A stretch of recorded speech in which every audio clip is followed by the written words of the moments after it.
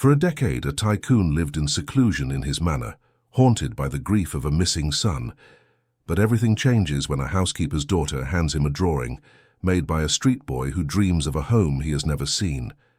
The drawing reveals buried secrets, forgotten connections, and a conspiracy born within the family itself. Now father and son are on an impossible course to find each other again amidst the ruins of the truth. If this story interests you, don't forget to subscribe to our channel and tell us what city you're watching from. Let's continue. The silence weighed like lead in the mansion's corridors. Richard Montgomery walked slowly through the empty rooms, his footsteps echoing on the polished marble that reflected only shadows. 10 years. 10 long years since this house had lost its soul. At 52, the businessman carried on his back the weight of an empire built with blood, sweat, and tears, but which now seemed to have no meaning at all. The curtains remained perpetually closed in the room that once belonged to little Edward. The boy was 8 years old when he disappeared on that fateful Sunday in Central Park. Richard could still hear the echoes of his son's crystal-clear laughter as he ran among the trees, chasing the brown dog that answered to the name of Buddy. It was a memory that tormented and comforted him at the same time. The company continued to run. Business prospered. Employees carried out their tasks efficiently. But Richard lived like a ghost within his own life. He spent hours locked in his office, staring at the photograph he kept on his main desk. Edward was smiling there, hugging his father, with those bright brown eyes he had inherited from his mother, Claire, who died in a car accident just 2 years after their son's disappearance. Fate had been cruel to Richard Montgomery. First, it took his boy, then the wife who could not bear the pain of the loss. And there he was, alone in a mansion that felt more like a mausoleum, surrounded by expensive objects that could not fill the void growing inside his chest. On that Tuesday morning, Richard received word that he needed to hire a new domestic worker. The previous one had retired after 20 years of service, and the house needed someone to maintain an order that no one else saw. His personal assistant, Maurice, a trusted man who had worked for the family for over 15 years, had selected a few candidates. Bernadette Smith was 45 years old and bore the marks of a life of hard work on her face. A widow for 3 years, she was raising her daughter Valentina, a 12-year-old girl with curious eyes and a shy smile, all by herself. They had recently moved to New York City from rural Pennsylvania in search of better opportunities. When Bernadette arrived for the interview at the mansion on the Upper East Side, she was impressed by the size and grandeur of the residence. The wrought-iron gate bore the letter M in the center, and the well-manicured gardens stretched for yards and yards. It was the kind of house she had only ever seen in television soap operas. Richard received her in his office, a dark room of fine wood and shelves full of books that seemed never to have been opened. The man sitting behind the imposing desk had graying hair combed back and blue eyes that must have once been vibrant, but now carried a profound weariness. He wore an impeccable suit, but there was something in his posture that conveyed an almost palpable sadness. The interview was brief and formal. Bernadette had good references and experience in private homes. Her situation touched something in Richard's hardened heart. Perhaps it was the fact that she also knew the pain of loss, or perhaps it was simply the unconscious desire to have new life circulating through the silent corridors of his home. By the end of that week, Bernadette began working at the Montgomery mansion. She always arrived punctually at 7 in the morning and stayed until mid-afternoon. She was a discreet, efficient, and respectful woman. She didn't ask unnecessary questions and performed her duties with dedication. Richard barely noticed her presence, which was exactly how he preferred it. What Richard didn't know was that Bernadette sometimes had to bring her daughter to work with her. Valentina was a responsible and mature girl for her age. She had grown up quickly after her father's death and understood the financial difficulties her family faced. When she didn't have school, she would sit quietly in a corner of the kitchen drawing or doing her homework while her mother worked. Valentina was a natural observer. Her brown eyes captured every detail of the large, silent house. She noticed how the photos were scattered throughout the rooms, always featuring the same people: a younger man who must be the employer, a beautiful woman with a sweet smile, and a little boy with brown hair. She also noticed how her mother's employer walked through the house with heavy steps, as if carrying the world on his shoulders. The girl was curious by nature, but had learned from a young age to respect others' spaces. Her mother always told her that a maid's place was in the kitchen and service areas, and that she should behave like a shadow when in her employer's home. Valentina obeyed, but her restless eyes absorbed everything around her. It was on one of those afternoons that she first saw the room that was always kept closed. Bernadette had forgotten the key to the pantry and went to get it from the key rack in the kitchen. The bedroom door opened a crack for a few seconds, and Valentina caught a glimpse of a room preserved in time. Toys organized on shelves, a small bed with children's sheets, cartoon posters on the walls. The girl's heart ached. She didn't need to be an adult to understand that this was the room of a child who was no longer there, and from the sadness that emanated from the entire house, she suspected that this child might never return. That night at home, Valentina couldn't stop thinking about the silent room and the melancholic expression of the man who lived alone in that immense mansion. She and her mother now lived in a simple house in a working-class neighborhood in the Bronx, on a street where the houses were small and packed together, a world away from the high walls and spacious gardens of the Upper East Side. The new neighborhood was quite an experience for the girl. Back in the countryside, she knew everyone, and everyone knew her. Here, in the big city, everything was new and unfamiliar. But Valentina was adapting well. She was a sociable girl when she felt safe and soon made friends with some of the children on the street. Among them was a strange boy whom nobody really knew where he had come from. He had appeared in the area a few months ago, and the neighborhood people had gotten used to his presence. He must have been about 11 or 12, was far too thin, with clothes that were always dirty and messy hair. He didn't talk much about himself, but he was polite and didn't cause trouble. The boy spent his days wandering the streets, sometimes helping with odd jobs to earn a few dollars. He slept wherever he could find shelter and fed on the solidarity of the kindest neighbors. Valentina felt an immediate compassion for him, perhaps because she also knew life's hardships, or perhaps because there was something in his eyes that reminded her of the sadness she saw in the mansion where her mother worked. The boy's name was Matthew, at least that's how he introduced himself. He had an interesting quirk. He loved to draw.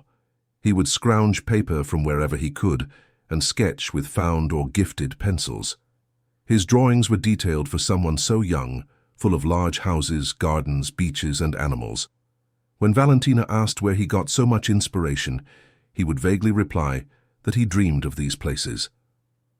One afternoon, while they were playing in the small park at the end of the street, Matthew showed Valentina a different drawing.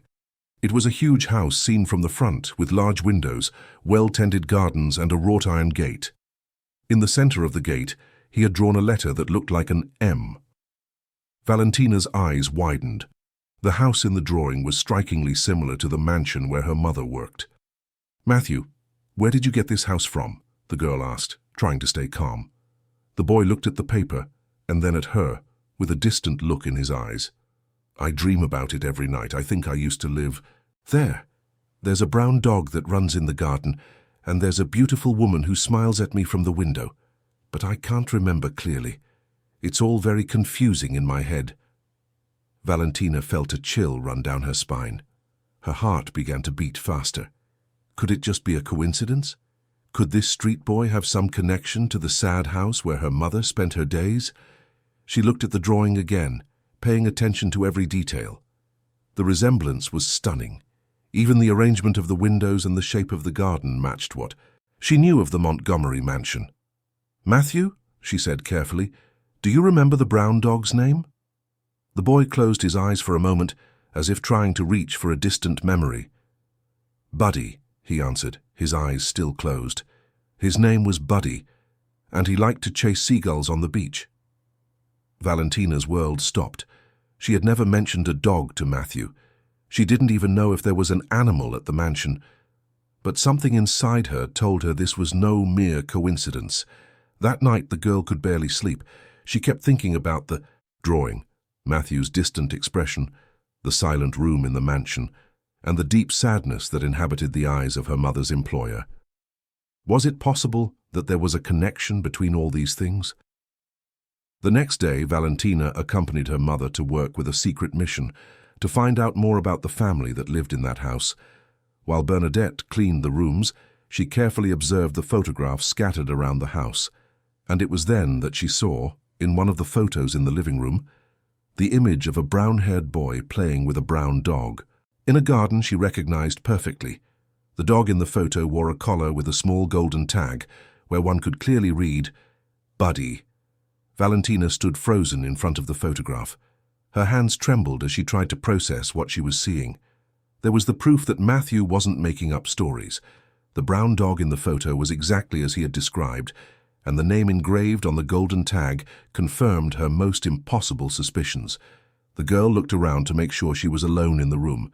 Bernadette was upstairs tidying the bedrooms, and her employer had left early for a meeting at his company. Carefully, she moved even closer to the photograph. The boy in the image was about the same age Matthew appeared to be, but his hair was clean and combed, his clothes were nice and expensive, and there was a gleam of happiness in his eyes that contrasted completely with the lost expression she knew from the street boy. But there was something in the features of his face, the shape of his eyes, the curve of his smile that made her heart beat erratically. Could it be possible? Was it really possible that Matthew was the boy in the photo? Valentina spent the rest of the morning restless, trying to do her schoolwork, but unable to concentrate.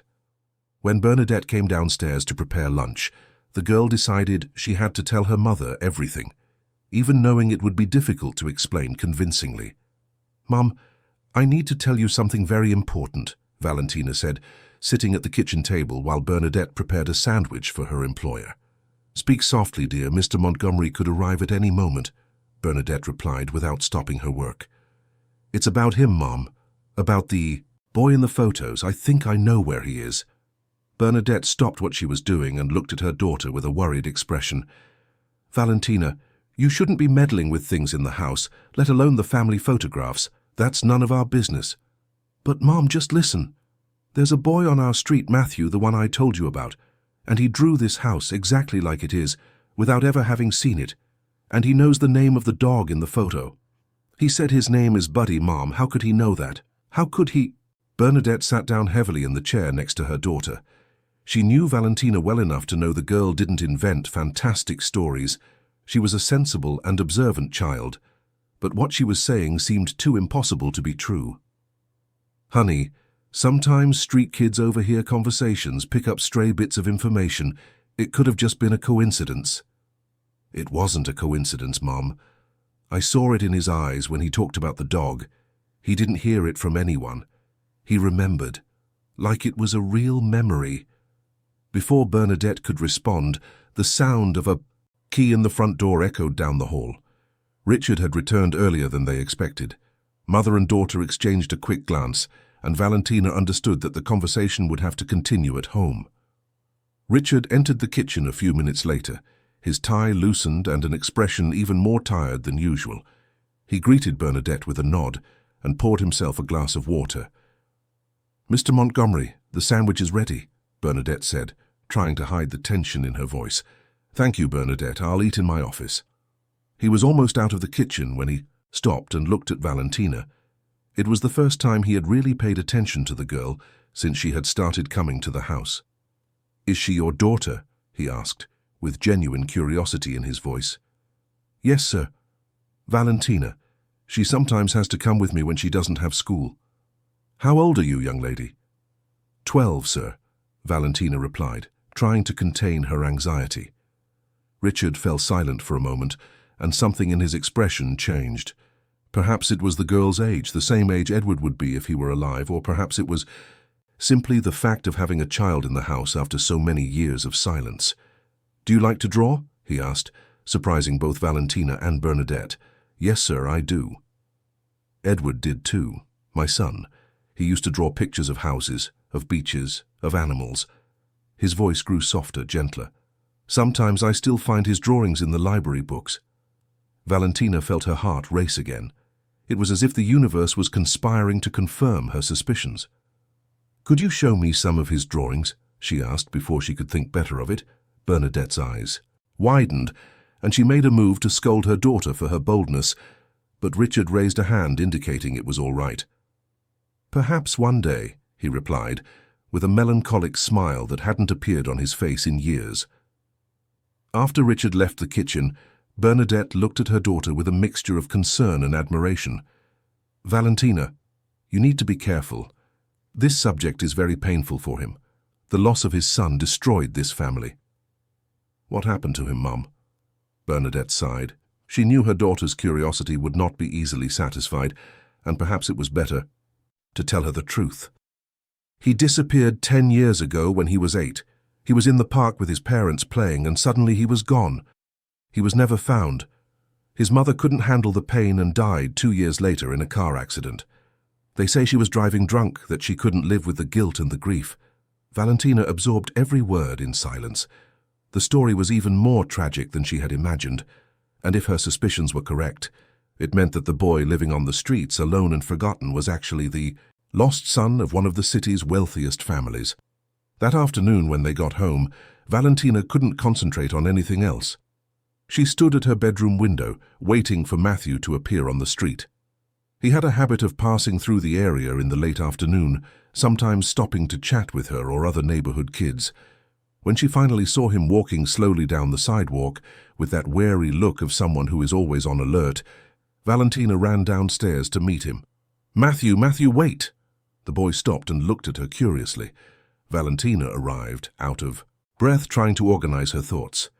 "Can you tell me more about your dreams, about the house you drew?" Matthew watched her for a moment, as if trying to decide if he could trust her. "Why do you want to know so much about it?" "Because I think I can help you. But first I need to understand what you remember better." They sat on the curb, under the faint light of the street light that was beginning to glow as evening fell. Matthew was silent for a while, looking at his own dirty hands. "Sometimes I wake up in the middle of the night and remember strange things. I see a very beautiful woman with brown hair who hugs me and smells like flower perfume. I remember a big room with new toys and a very soft bed. And there's always this dog running beside me." "Do you remember the woman's name?" "No, but she called me something that started with an E. It wasn't Matthew. Matthew is the name I've used since I woke up, not remembering anything. But my real name started with an E." Valentina felt a shiver run through her entire body. "Edward, Richard Montgomery's son's name was Edward. And you don't remember how you left the house, how you ended up on the street?" Matthew shook his head, clearly troubled by the fragmented memories. "It's all very confusing. I remember being in a dark place with lots of other kids. There was a man who spoke loudly and a woman who was always nervous. And then there was fire. A lot of fire. I ran a lot, and when I stopped running, I didn't know where I was anymore. Since then, I've been living like this, moving from one place to another." The pieces of the puzzle were fitting together in Valentina's mind. If Matthew was indeed Edward, then something very serious had happened after his disappearance. He had been taken somewhere with other children, and then there was a fire. He managed to escape, but completely lost his memory of who he was. "Matthew, would you trust me if I said I know where you can find your answers?" The boy looked at her with a mixture of hope and fear in his eyes. "Do you really know?" "I think I do, but before anything else I need to be absolutely sure. Can you draw something else you remember? Any detail, no matter how small?" Matthew nodded and took a crumpled piece of paper he kept in his pocket. With a small, nearly blunt pencil, he began to sketch. This time, he drew a beach with a large house on top of a hill. On the house there was a small tower with something that looked like a bird on top. "I dream about this place too. The house was near the sea, and there was a white wooden bird that would spin in the wind. From my bedroom window, I could see it spinning and hear the sound of the waves." Valentina stared at the drawing with wide eyes. She remembered seeing some photos in the mansion that showed the family at a beach house. Could it be possible that Matthew also remembered the Montgomerys' summer home? That night, Valentina barely ate dinner. She told her mother everything, showed her Matthew's drawings, repeated every detail of their conversations. Bernadette listened in silence, shaking her head, sometimes in disbelief, sometimes in worry. "Honey, even if all of this is true, what do you plan to do? Walk up to your employer. and tell him you found his lost son living on our street? Do you think he'll believe you? He'll have to believe me, Mum. When he sees Matthew in person, when he hears him talk about Buddy, about the beach house, about the beautiful woman who smelled like flowers, details no one else would know. Bernadette sighed deeply. She knew her daughter had inherited her stubbornness and determination. When Valentina set her mind to something, it was hard to make her give up. All right, but let's take it slow. First, I'll try to find out more information about the boy's disappearance. I'll talk to Maurice, the employer's assistant. He's worked here for many years and must know details that weren't released to the press. And what if it really is him, Mum? What if Matthew is really Edward? Bernadette looked at her daughter with affection and concern. If he is, dear, our lives will change forever. Because a discovery like this doesn't go unnoticed, and I don't know if we're prepared for the consequences. But Valentina had already made up her mind. The consequences didn't matter. If there was a chance, however remote, of reuniting a shattered family, she would do everything in her power to make it happen. Because she knew that somewhere deep inside the silent mansion, a father still cried every night for the loss of his boy. And in the dark streets of the city's outskirts, a lost boy dreamed of a house that might truly be his home. The next morning, Bernadette arrived at the mansion with a determination she hadn't felt in a long time. She knew that if her daughter's suspicions were correct, she was about to stir up forces far greater than she could imagine. But the possibility of reuniting a shattered family spoke louder than any fear.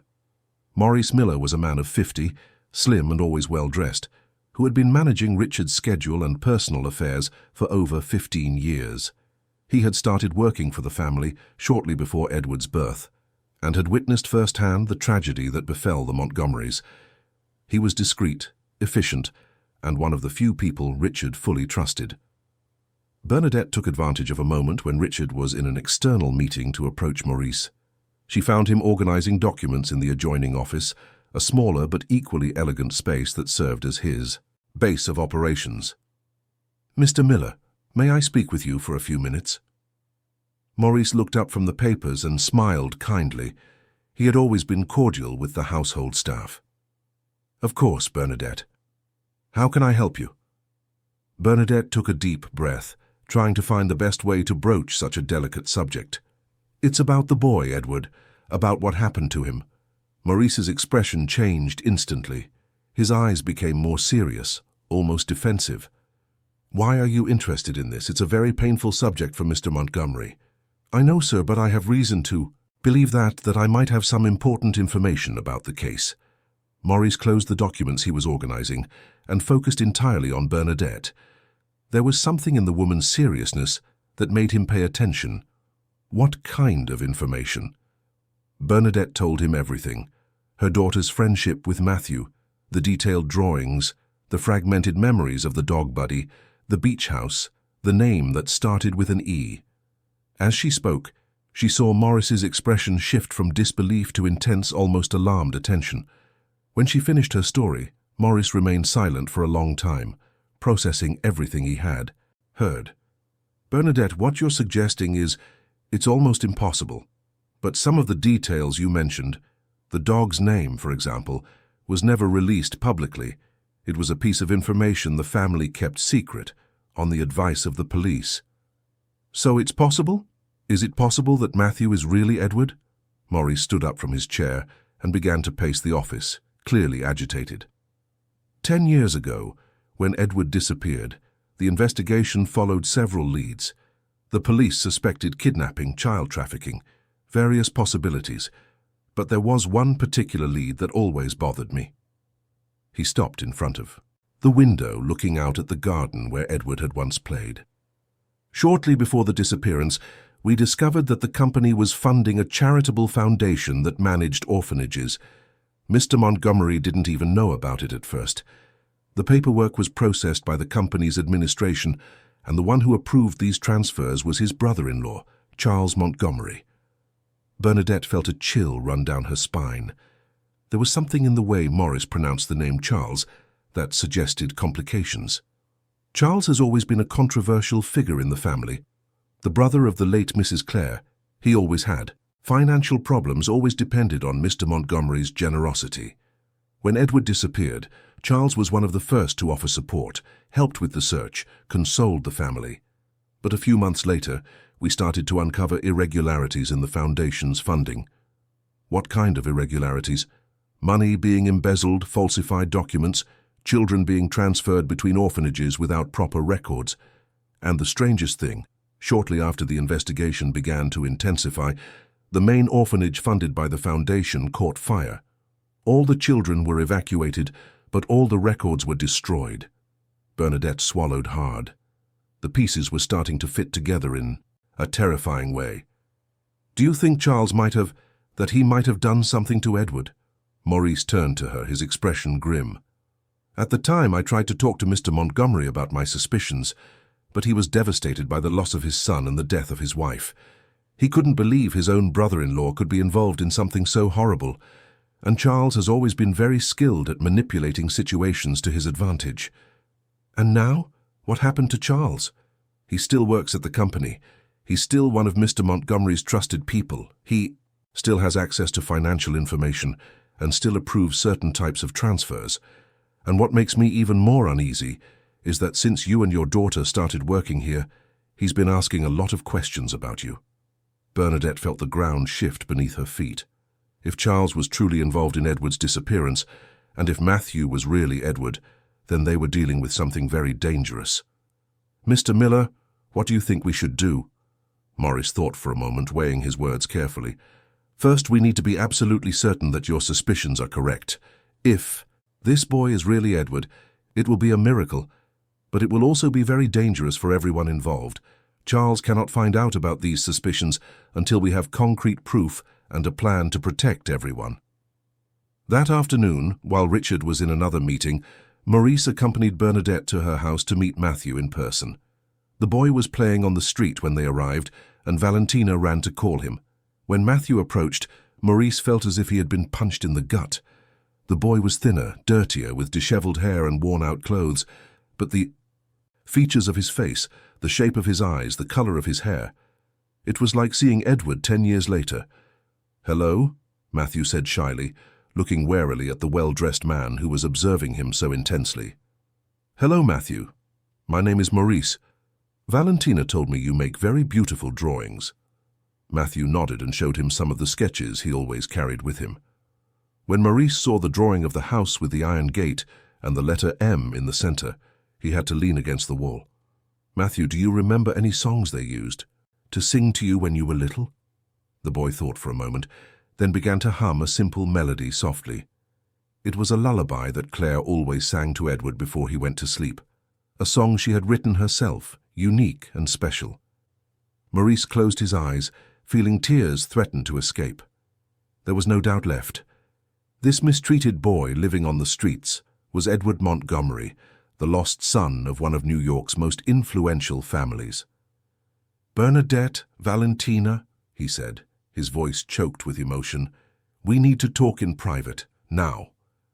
They gathered in the small living room of Bernadette's house, while Matthew continued to play outside, oblivious to the emotional storm his presence had unleashed. "It's him," Maurice said simply. "I have no doubt. The physical resemblance, the drawings, the song. Edward is alive." Valentina sighed in relief, as if she could finally breathe after holding her breath for days. Bernadette, on the other hand, looked more worried than ever. "What does this mean for us? For Matthew? For Mr. Montgomery?" "It means we need to act with extreme care. If Charles is really involved in the disappearance, he will do anything to prevent the truth from coming out. We need to gather evidence, protect Edward, and find a way to reveal everything without putting anyone in danger." "How are we going to do that?" Maurice was thoughtful for a moment. "First, we can't let Charles find out about our suspicions. Second, we need to investigate the records of the foundation and the orphanage that burned down more deeply. And third, we need to prepare Mr. Montgomery psychologically for the possibility of being reunited with his son. Will he believe it? When he sees Edward in person, when he hears the song, when he sees the drawings, yes, he will believe it, but he will also want answers, and he will want justice." That night, after Maurice left with the promise to discreetly begin his investigation, Valentina sat with Matthew on the porch. The boy seemed more pensive than usual. "Valentina, that man who came here today," he looked at me in a strange way, like he knew me. "Maybe he does, Matthew. Maybe he knows your real story." Matthew looked at her with a mixture of hope and fear. "Do you think I'll find out who I really am, who my parents were?" Valentina took the boy's cold, dirty hand in hers. "I think you'll find out much more than that.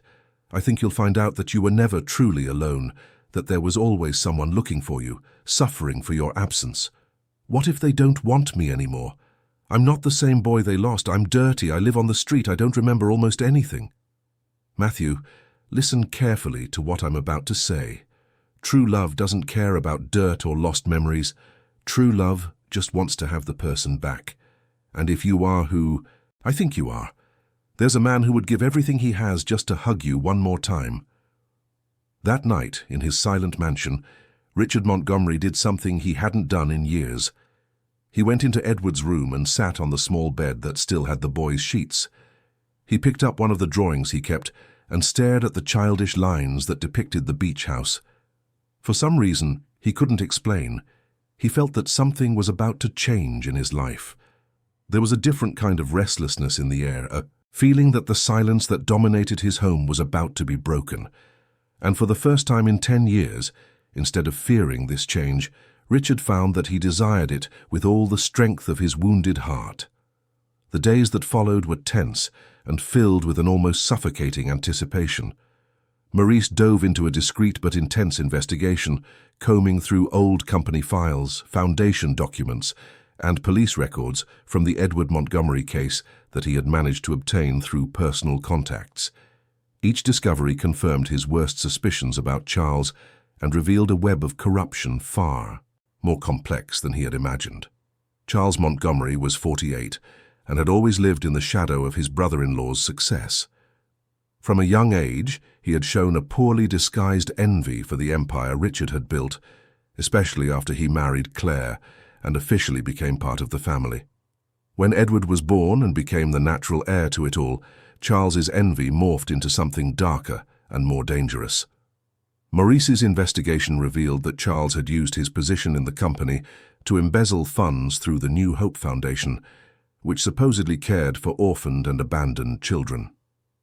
The money was used not only for personal enrichment, but also to finance an illegal adoption ring, where children were sold to foreign families who paid exorbitant amounts for fake documentation. Edward had not been kidnapped by chance that Sunday in the park. Charles had planned everything meticulously, hiring people he trusted to execute the plan. The boy was taken to the Foundation's orphanage, where he was supposed to wait until all the false paperwork was prepared to send him abroad. But Edward was smart and wary. Even traumatized by the separation from his family, he maintained his strong, questioning personality. The most shocking discovery was a confidential report Maurice found hidden in Charles's personal files. The document described Edward as a problem child who refused to accept his new name and identity, who cried constantly for his parents and his dog Buddy, and who had tried to escape from the orphanage 3 times. The orphanage director, a woman named Martha Oliver, had become a key player in Charles's scheme. She was the one who handled the practical side, altering documents, preparing the children for illegal adoption, and maintaining silence about the operations. But Edward was becoming a problem. His constant escape attempts and his refusal to accept his new identity were delaying the process and drawing unwanted attention. That's when Charles made the decision that would change everything. He ordered Martha to keep Edward at the orphanage indefinitely without processing his adoption. The boy would be raised there like a common orphan until he completely lost his memories of his former life. It would be a cruel but effective way to make him disappear forever. The plan worked for almost 2 years. Edward, now called Matthew, was kept isolated from the other boys, receiving only the bare minimum to survive. His personality was gradually broken by the harsh routine of the orphanage and the constant reminders that no one was coming for him, that his parents were dead, and that this was his new reality. But then the fire happened. Maurice discovered it had not been accidental. A surprise inspection from the district attorney's office was scheduled for the following week, and Charles knew that if investigators found irregularities at the orphanage, the entire operation would be exposed. The fire was a desperate solution to destroy all the evidence. In the confusion of the evacuation, Edward managed to escape. At 10 years old, traumatized and with his memories fragmented by years of psychological captivity, he fled to the streets. Martha reported his death in the fire. Charles was relieved, thinking the problem had been definitively solved, and Edward began to wander the streets of New York City as just another abandoned child. For 2 years he survived as best he could, moving from neighborhood to neighborhood, always afraid of being found by the bad men his confused memory still held. Eventually he reached a working-class neighborhood in the Bronx and settled on the street where Bernadette would come to live years later. Maurice finished reading the report with trembling hands. Charles's cruelty had been meticulously planned and executed, and the most terrifying part was that the man was still free, respected, working every day just a few feet from Richard, pretending to be the loyal and helpful brother-in-law who had supported the family in their most difficult times. That morning, when he arrived at the company, Maurice looked at Charles with new eyes. The man was in his office, seemingly working as usual, but there was something different about his behavior. He was more alert, asking more questions about Richard's routine, showing interest in matters that normally didn't concern him. "Maurice," Charles said when he saw him in the hallway, "I need to talk to you." Maurice's heart raced, but he kept his expression neutral. "Of course, Charles. What is it about?" "I've noticed that Richard has been more distant lately. He's cancelled some meetings, been leaving earlier. Do you know if there's a problem I should be aware of?" "Not that I know of. Mr. Montgomery has had some personal commitments, but nothing that compromises the business." Charles studied him for a moment, clearly dissatisfied with the vague answer. "And this new domestic worker, Bernadette, has she settled in well?" Maurice needed all his negotiating experience to keep his voice steady. "Yes, she's an excellent professional, discreet, efficient. Mr. Montgomery is pleased with her work. I heard she has a daughter who sometimes accompanies her to work. Sometimes when there's no school. She's a well-behaved child, causes no trouble." Charles nodded slowly, but his eyes remained suspicious. "It's good to have some life in the house. It's been a long time since there were children around." The way he pronounced the word children made Maurice's blood run cold. There was something sinister in his tone, as if Charles were testing for a reaction. That afternoon, Maurice decided he needed to speed up the preparations. He met again with Bernadette at a diner far from the company and the mansion, where they could talk without the risk of being seen by Charles or his possible informants. "I found everything," he said, as soon as they sat down. "Charles is responsible for Edward's disappearance. There are documents that prove the entire operation." Bernadette turned pale as she listened to the details of the investigation. The reality was even worse than her darkest imaginings. "Does that mean, Matthew, that Edward spent 2 years being psychologically tortured?" "Unfortunately, yes, and it explains why his memories are so fragmented. It was a deliberate process to make him forget who he was." "And now? Does Charles suspect anything?" "I'm sure he does. He asked very specific questions about you and Valentina today. We need to act fast before he finds out the truth." "What do you have in mind?" Maurice took a deep breath, organizing his thoughts. "First, I'm going to talk to Mr. Montgomery. I'll gradually prepare him for the possibility that Edward is alive. Second, I need to contact Martha Oliver, the former orphanage director. If she's still alive, she's our key witness. And third, we need to protect Edward." "How are we going to protect him?" "By bringing him close, where we can watch over him.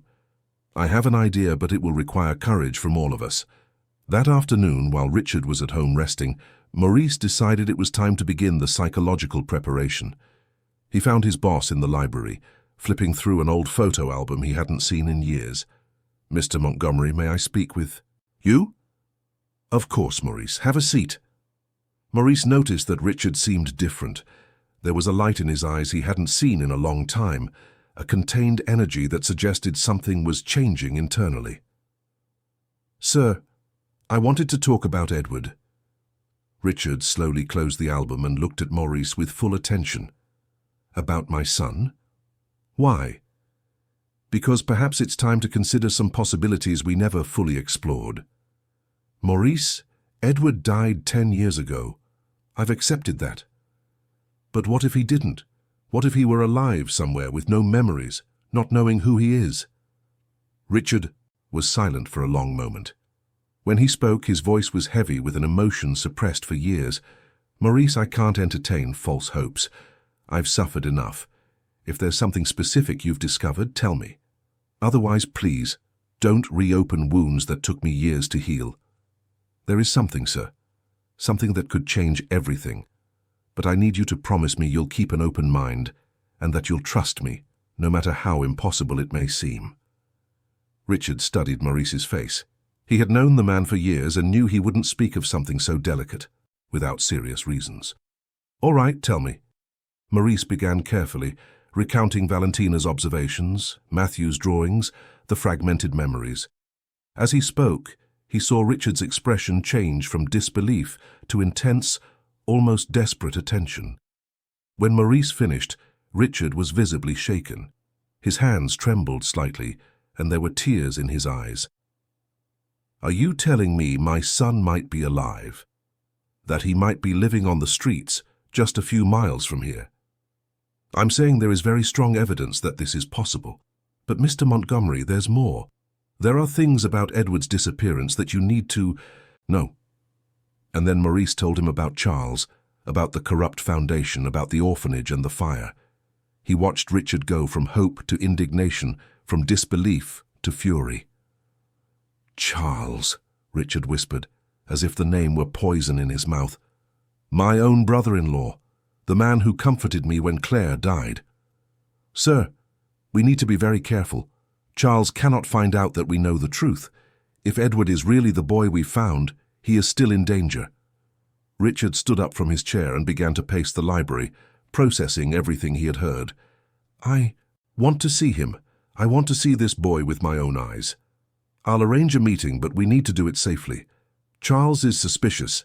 Any wrong move could put everyone at risk. That night, in her simple home, Valentina sat with Matthew in the small yard, under the faint light of the moon. The boy was more restless than usual, as if some primal instinct was alerting him that important changes were approaching. Valentina, I've been having strange dreams, he said, looking up at the stars. What kind of dreams? I see a tall man with dark hair who hugs me tight and cries. He calls my name, but it's not Matthew. It's another name, one I can't remember when I wake up. And how do you feel in these dreams? Safe. For the first time since I can remember, I feel truly safe. Valentina took the boy's hand, feeling how cold it was despite the warm night. Matthew, if I told you that the man in your dreams could be real, that he might have been looking for you all these years, what would you do? Matthew looked at her with eyes shining with hope and fear. I'd be very scared, scared of not being what he expects, scared he won't want me anymore after everything I've been through. And why would you be scared of not being what he expects? Because I'm just a dirty, scared street kid. I don't know how to be someone's son. I don't know how to live in a house, how to eat at a table, how to wear clean clothes. What if he's disappointed in me? Valentina's heart ached at the vulnerability in Matthew's voice. You know what I think? I think this man wouldn't care if you knew how to eat at a table or not. I think he would only care about having you back. I think he would hug you even when you're dirty and cry with happiness just to be able to touch your face. Do you really think so? I'm sure of it. Because that's how love works. Love doesn't look at dirt or worn-out clothes. Love only looks at the heart. That same night, miles away, Richard Montgomery stood on the balcony of his mansion, looking out at the city stretching below. For the first time in 10 years, he felt that perhaps there was a reason to keep fighting, a possibility that life could have meaning again. And in his office at the company, Charles Montgomery was closing a drawer that contained old documents from the New Hope Foundation, documents he thought he had destroyed long ago. Something was happening, he could feel it, and he was determined to find out what it was before it was too late. The cat-and-mouse game had begun, and the next moves would determine the fate of everyone involved. The truth was about to come out, but Charles would not let it happen without a fight. A fight that could cost far more than anyone imagined. The meeting was set for a Thursday afternoon at a neutral and safe location, the office of a psychologist friend of Morris's, Dr. Henry Alden, who had agreed to lend his space after a discreet conversation about the situation.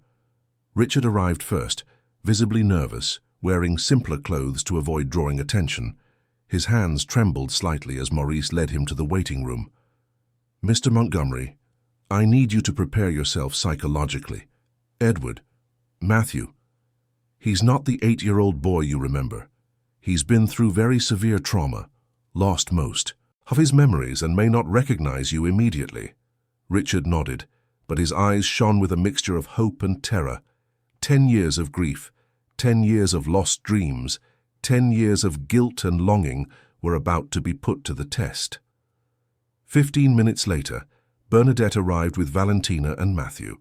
The boy was cleaner than usual, as Bernadette had insisted he take a shower and wear clothes she had bought especially for the occasion. But his discomfort with the new clothes and the formal situation was still visible. He didn't know why he was there, only that Valentina had said it was something very important. When Matthew entered the room where Richard was waiting, time stood still. Richard rose slowly from his chair, his eyes fixed on the boy who was now just a few feet away. Matthew, in turn, froze at the door, staring at the tall, grey-haired man who was looking at him with an intensity he had never seen before. For a moment, neither of them moved. Richard drank in every detail of his lost son, how he had grown, how his eyes still held that special spark he remembered, how his brown hair fell over his forehead in the same way it did when he was a child. Matthew felt something strange stirring in his chest, as if a dormant part of his soul was awakening. "Edward," Richard whispered, his voice choked with emotion. Matthew took a step back, startled by the emotion in the stranger's voice, but something about that name struck a deep chord in his fragmented memory. My name is Matthew," he said uncertainly. Richard approached slowly, each step measured and careful, as if fearing any sudden movement might make the boy disappear again. "Your name is Edward. Edward Montgomery. You are my son." The words fell on Matthew like a revelation. He looked at the man who was now just a few feet away, and for the first time in years, fragments of memories began to click into place. The face, the voice, the scent of his cologne. It all felt familiar in a way that scared and comforted him at the same time. "Do you remember the song your mother used to sing to you to sleep?" Richard asked, tears streaming down his face. "Sleep now, my prince, for Mommy is here." Matthew felt as if he had been struck by an electric shock. Unconsciously, he began to complete the song that Claire had created especially for him. "Daddy loves you, and Buddy does too. And tomorrow, we'll play in the garden." Matthew's last barriers crumbled. He remembered. He remembered the big house, the beautiful mother who smelled of flowers, the father who took him for car rides, the brown dog that slept at the foot of his bed. He remembered who he was before everything turned to darkness and fear. "Dad," he whispered, with the voice of a lost child who had finally found his way home. Richard could no longer contain himself. He knelt on the floor and opened his arms, and Matthew ran into them, as if the 10 years of separation were just a nightmare from which he had just awakened. Father and son embraced with an intensity that seemed to want to make up for every lost day, every shed tear, every night of longing. "I looked for you every day," Richard cried, holding his son as if he feared he might vanish again. "Every single day for 10 years. I never stopped believing you were alive. I dreamed of you," sobbed Matthew. Edward. "Every night I dreamed you came to get me, but when I woke up you weren't there. I am now. I'm here now, and I will never let you go again." Bernadette and Valentina watched the scene with tears in their eyes, holding each other. Morris, who had remained discreetly near the door, had to leave the room for a few minutes to compose himself. While father and son were reuniting that emotional afternoon miles away, Charles Montgomery was finishing up some very specific phone calls. His suspicions had been confirmed in the worst possible way. Contact in the police department had given him information about recent movements related to the Edward Montgomery case. Old documents were being requested. People were asking questions about the New Hope Foundation. Charles knew his time was running out, but he still had a few tricks up his sleeve. And if he couldn't stop the truth from coming out, he would at least ensure that no one lived to tell the full story. He picked up the phone and dialed a number he hadn't used in years. "This is Charles Montgomery. I need you to locate someone for me. A woman named Martha Oliver, former director of an orphanage. It's urgent." On the other end of the line, a gruff voice confirmed they understood. "And Charles," the voice added, "if this is what I think it is, you know it won't be cheap this time. I don't care about the price, just solve the problem." Back at the office, the meeting had turned into an emotional healing session. Edward recounted, between tears and tremors, everything he could remember from his years at the orphanage, his escape during the fire, the years living on the streets. Richard listened to every word, with a breaking heart, imagining the suffering his son had endured while he was drowning in his own pain. "I didn't remember my real name," Edward said. "They called me Matthew, and after so long, I believed that was really my name. But deep down, I always knew something was wrong, like I was one person living someone else's life. And now?" "How do you feel?" Richard asked, stroking his son's hair. "Scared, happy, confused, all at the same time." Edward looked into his father's eyes. "Dad, do I still remember how to be your son?" The question broke Richard's heart, but he smiled through his tears. "Son, being my son isn't something you learn or forget. It's something you are. You were born, my son, and you will die, my son. The rest we'll figure out together, one day at a time." Maurice approached discreetly. "Mr. Montgomery, I know this is a very special moment, but we need to discuss security measures. Charles cannot find out about this reunion." Richard nodded, reluctant to break the magic of the moment, but understanding the urgency of the situation. "Edward will stay with me from now on at the mansion under full protection." "Dad," Edward said, hesitating, "I don't know if I can live in a big house again. It's been so long since I've slept on the street." "Then we'll take it slow. You can choose any room in the house. You can sleep wherever you feel safest. I can have a mattress put on the floor if that's more comfortable. The important thing is that you're with me, where I can take care of you." Valentina approached shyly. "Edward, can I still be your friend?" Edward smiled at her, the first genuine smile he had given since he was a child. "You're not just my friend, Valentina. You saved me. You brought me back home." That night, the Montgomery mansion came to life after a decade of silence.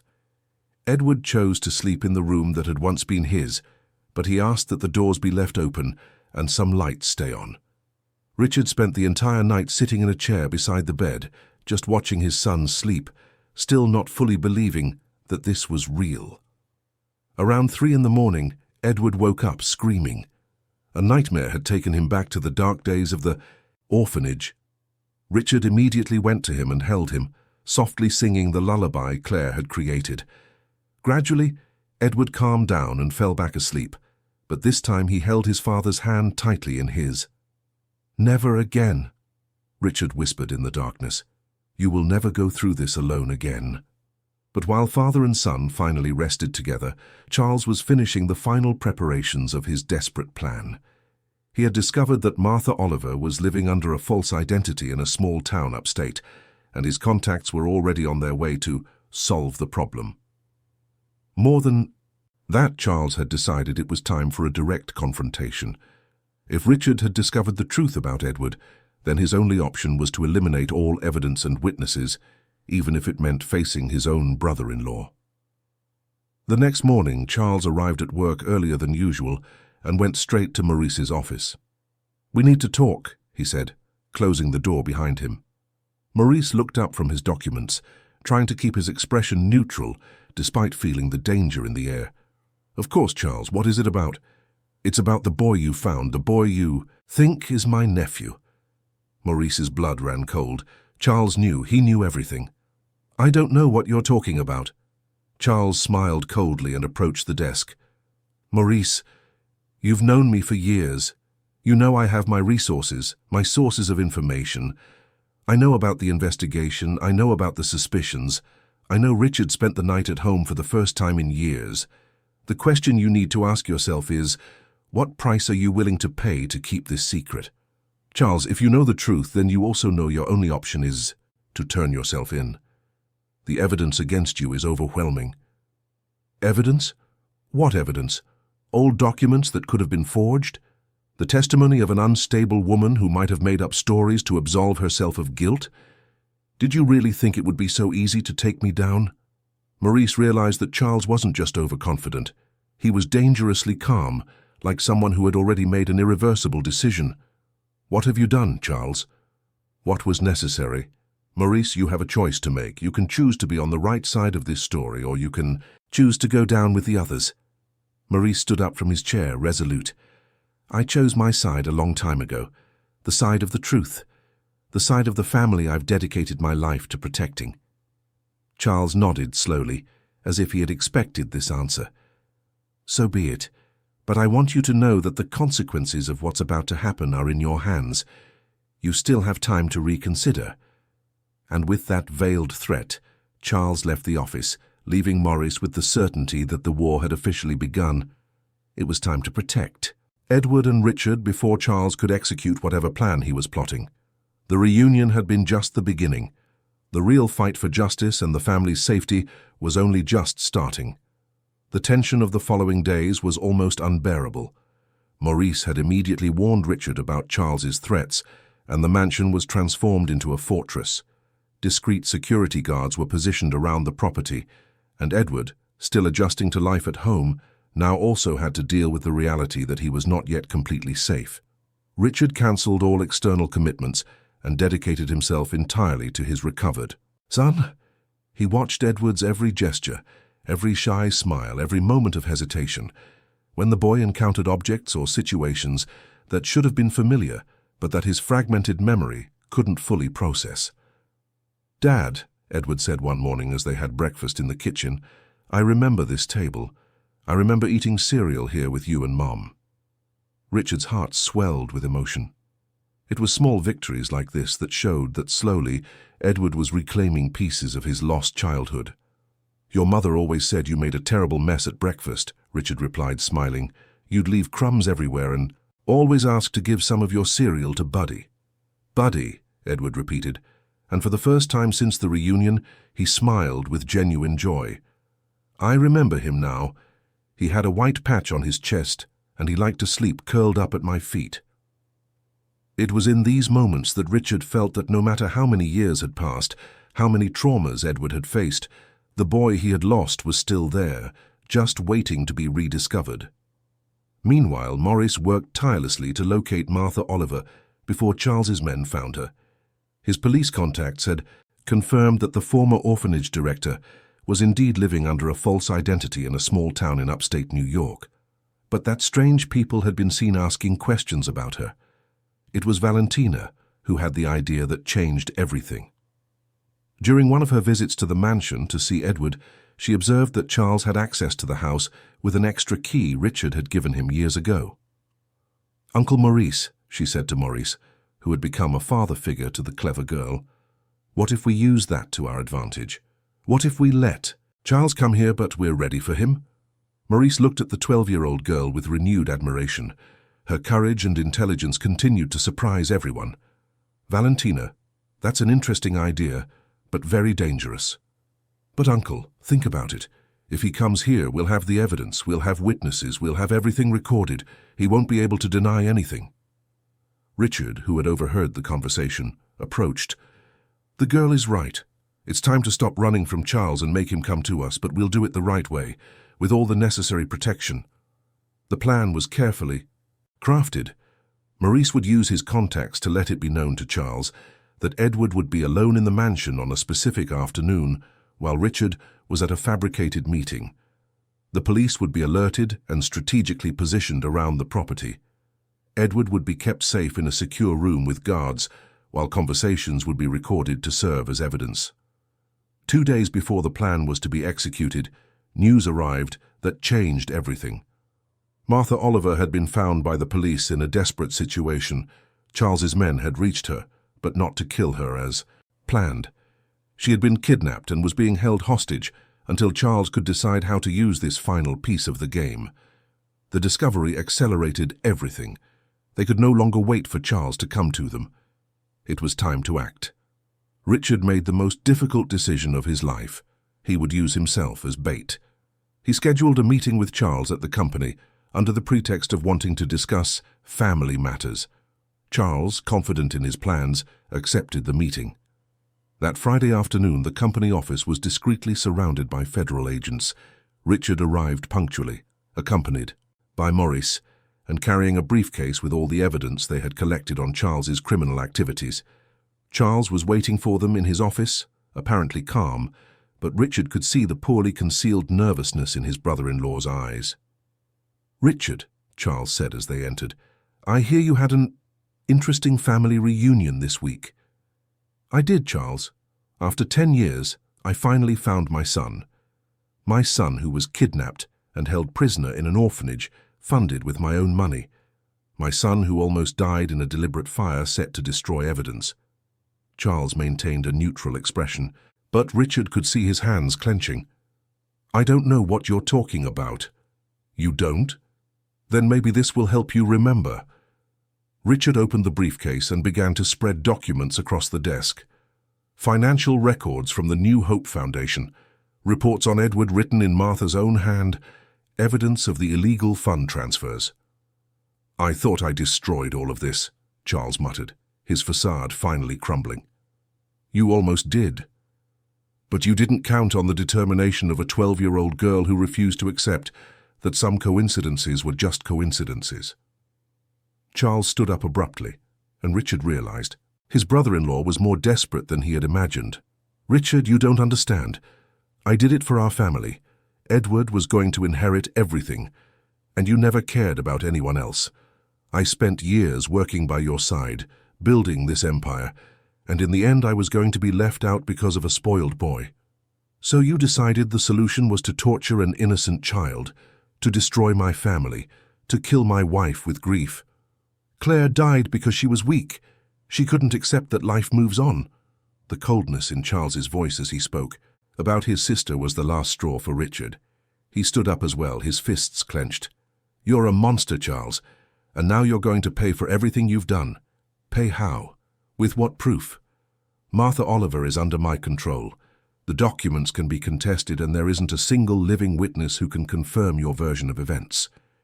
It was then that the office door opened and Martha Oliver walked in, accompanied by federal agents. The woman was visibly shaken, but determined. "There is one witness," she said, her voice trembling but firm. "And I'm going to tell everything." Charles turned pale. His last trump card had been taken from his hands by the very agents he thought he had bribed. "How? Your men weren't as loyal as you thought," said the lead agent accompanying Martha. "When the offer of immunity and protection from the FBI came along, they didn't hesitate to give you up." What followed was the complete unraveling of the facade Charles had built over the years. Martha recounted in detail and with evidence how the scheme worked, how Edward had been kept at the orphanage against his will, how the fire had been intentional, and how she had been coerced into silence all these years. Charles tried to deny it, tried to make excuses, even tried to bribe the agents present. But the web of evidence was irrefutable. In one afternoon, the entire criminal structure he had built came crashing down. As Charles was led away in handcuffs, he looked at Richard one last time. "You'll never be able to forget what I did. Every time you look at Edward, you'll remember the years you lost together because of me." Richard faced him with a serenity that surprised even himself. "You're wrong, Charles. When I look at my son, all I see is the miracle of having him back. You didn't manage to destroy our family, you only managed to make us stronger." In the weeks that followed, the story of the Montgomery family's reunion dominated the national media.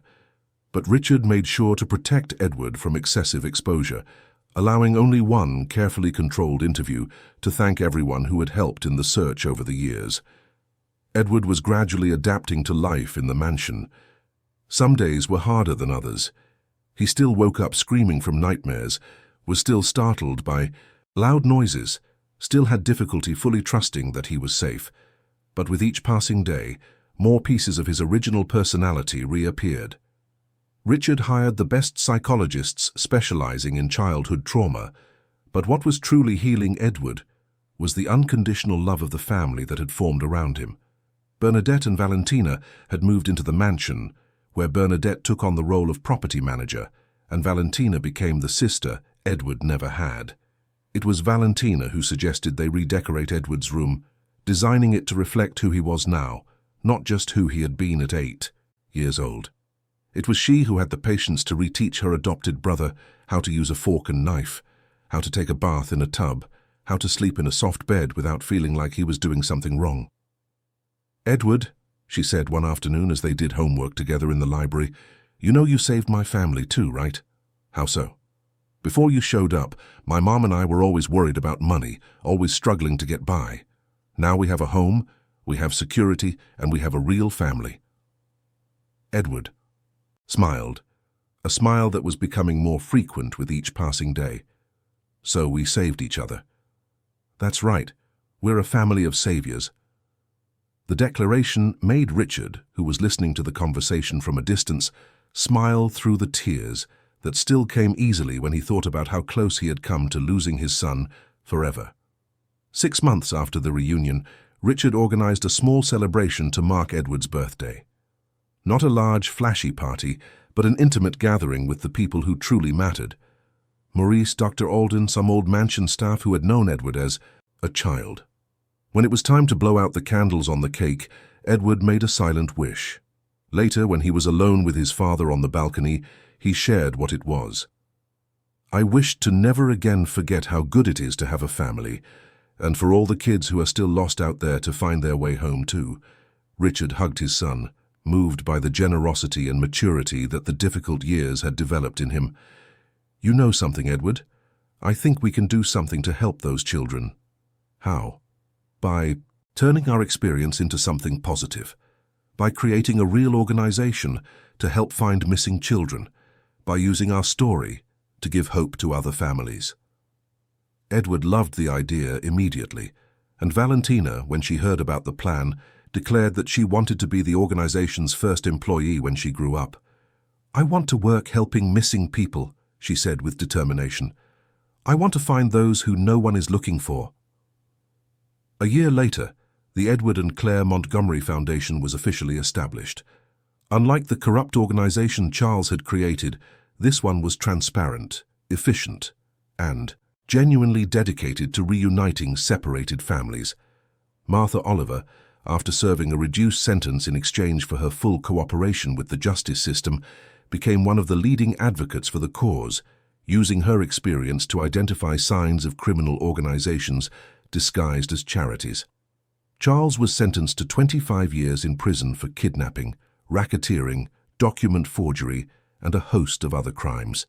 His assets were seized and used to compensate the victims of his schemes. He never showed true remorse, but his conviction brought a sense of justice to everyone involved. The Montgomery Mansion, which for a decade had been a silent mausoleum, once again pulsed with life. Laughter echoed through the corridors, lively voices filled the rooms, and the garden once again became a place of play and joy.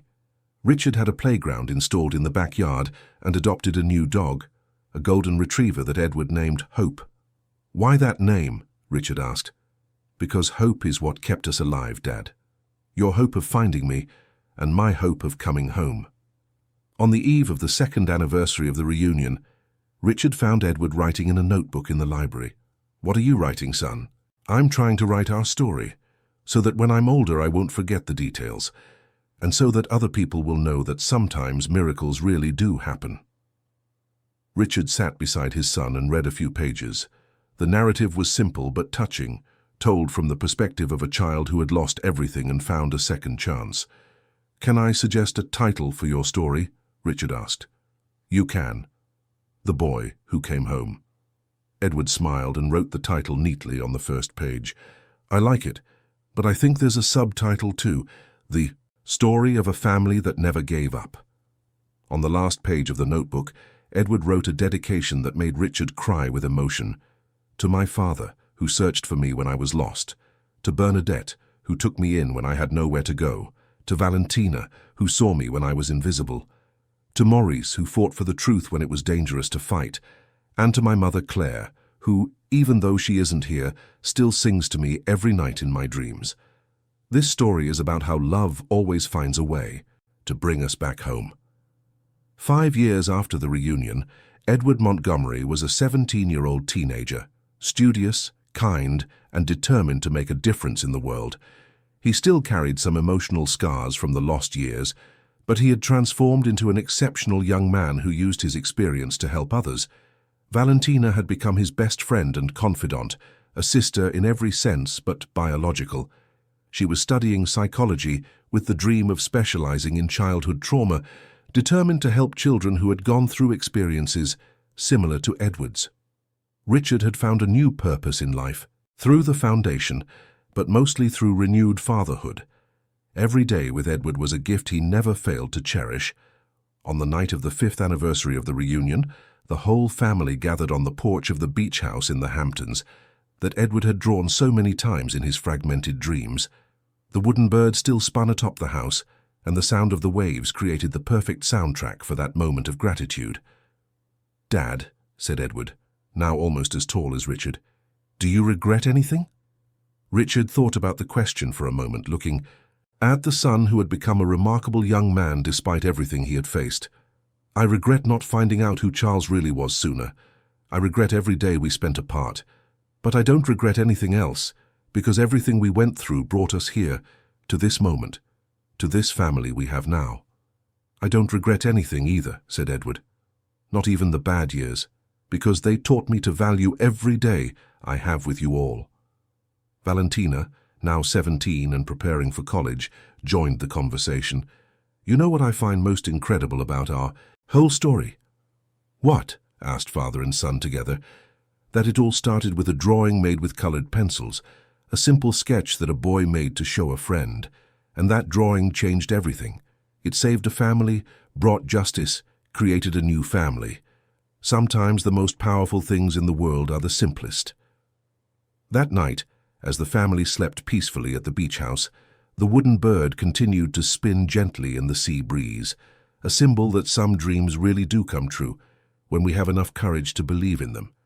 And on the streets of New York City, how many other lost children looked up at the stars wishing to find their way home? How many other families were still waiting for their own miracle? The Edward and Claire Montgomery Foundation would continue its work, one child at a time, one family at a time, because now they knew that no case was too impossible, no hope was too small, and no love was too weak to move mountains. The silence had been broken forever. In its place, there was music, laughter, conversation, plans for the future, and above all, there was love. A love that had survived 10 years of separation, unspeakable trauma, family betrayal, and all of fate's attempts to keep them apart. The story of the Montgomery family proved that true love is indestructible, that hope is never useless, and that sometimes salvation comes through the most unlikely people, at the most unexpected moments, in the simplest way possible. As Edward wrote on the last page of his notebook, "I got lost to find myself. My family broke to become stronger, and we all discovered that home isn't a place, it's the people who love us and never give up on us, even when we've given up on ourselves."